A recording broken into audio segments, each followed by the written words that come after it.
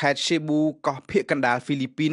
បានរងគ្រោះខ្លាំងជាងគេដោយហេតុតែខ្យល់ព្យុះទីហ្វុងកាល់មេហ្គីបានបោកសង្គ្រុបនៅថ្ងៃពុធទី5វិច្ឆិកាព្យុះកាល់មេហ្គីនេះបាននាំយកមកនៅទឹកភ្លៀងធ្លាក់យ៉ាងគំហុកបង្កជាទឹកជំនន់ហូរលាយឡំដោយដីភក់ល្បប់ជន់លិចទីក្រុងនិងស្រុកភូមិនានាគិតត្រឹមរសៀលថ្ងៃប្រហ័សការិយាល័យជាតិប្រជាសង្គ្រោះហ្វីលីពីនបានប្រកាសបញ្ជាក់ថាមានមនុស្សស្លាប់ចំនួនយ៉ាងហោច142នាក់បន្ថែមពីនេះនៅមានមនុស្សបាត់ខ្លួនចំនួន127នាក់ទៀតមនុស្សប្រមាណ500,000នាក់ទៀតត្រូវភៀសខ្លួននៅទូទាំងហ្វីលីពីនដើម្បីគេចចេញពីគ្រោះមហន្តរាយធម្មជាតិដ៏កាចសាហាវនេះ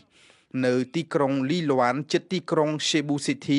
គេបានប្រទះឃើញសាកសពមនុស្សចំនួន35នាក់ដែលលង់ទឹកស្លាប់កម្លាំងទឹកហូរបានបោកផ្ទប់រថយន្តបះជើងគោលើគ្នាលាយឡំដោយបំណែកផ្ទះសម្បែងរបស់របរប្រើប្រាស់នៅក្នុងដីភក់ល្បប់សំណង់ផ្ទះឈើរបស់ប្រជាជនក្រីក្រនៅតាមដងទន្លេត្រូវទឹកហូរបោកខ្ទេចអស់គ្មានសល់คล้ายជាវាលរហោឋានគួរឲ្យសង្វេគនៅលើកោះ Negro ជាប់កោះ Cebu សាកសពមនុស្សយ៉ាងហោច30នាក់ត្រូវបានគេកកាយរកឃើញនៅព្រឹកថ្ងៃប្រហ័សបន្ទាប់ពីទឹកជំនន់បានបោកបង្ហូរនាំយកដីភក់គ្របសង្កត់ផ្ទះសម្បែងប្រជាជនឧទ្ធម្ភាគចក្រមួយគ្រឿងរបស់កងទ័ពបានជួបគ្រោះថ្នាក់ធ្លាក់នៅក្នុងប្រតិបត្តិការសង្គ្រោះបណ្ដាលឲ្យស្លាប់សមាជិកសង្គ្រោះ6នាក់បន្ថែមទៀតកាលពីថ្ងៃពុធផ្អែកតាមការិយាល័យឧតុនិយមហ្វីលីពីនកម្លាំងទឹកភ្លៀងធ្លាក់បង្កដោយព្យុះកាល់មេហ្គីនៅលើកោះCebu គឺមានទំហំលើសធម្មតាដល់ទៅ 1.5 ដងបើប្រៀបធៀបទៅខែវិច្ឆិកាជាទូទៅកម្រិតទឹកភ្លៀងខ្លាំងរបៀបនេះគឺ20ឆ្នាំមានតែម្ដងប៉ុណ្ណោះ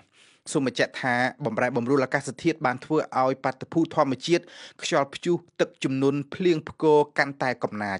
ហើយហ្វីលីពីនដែលជាប្រជុំកោះកណ្ដាលមហាសមុទ្រស្ថិតនៅចំតំបន់ដែលសម្បូរខ្យល់ព្យុះទីហ្វុងបំផុតមួយឆ្នាំមិនក្រោម20ដងនោះឡើយគិតត្រឹមពេលនេះខ្យល់ព្យុះកាល់មេហ្គីគឺជាព្យុះកំណាចជាងគេប្រចាំឆ្នាំ2025សម្រាប់ហ្វីលីពីនខណៈកាលពីឆ្នាំទៅមិញព្យុះទីហ្វុងត្រាមីបានផ្តាច់ជីវិតមនុស្សចំនួន191នាក់នៅហ្វីលីពីន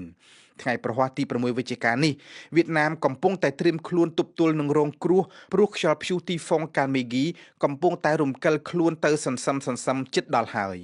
ផុតពីព្យុះទីហ្វុងកាល់មេហ្គីហ្វីលីពីនកំពុងតែភ័យបារម្ភជាថ្មីម្ដងទៀតព្រោះព្យុះមួយទៀតឈ្មោះហ្វុងវងកំពុងរំកិលខ្លួនជិតមកដល់ដែរស្ថិតនៅចម្ងាយប្រមាណ1500គីឡូម៉ែត្រហើយអាចនឹងមកដល់តំបន់កោះ Luzon កោះធំបំផុតរបស់ហ្វីលីពីននៅថ្ងៃច័ន្ទសប្តាហ៍ក្រោយ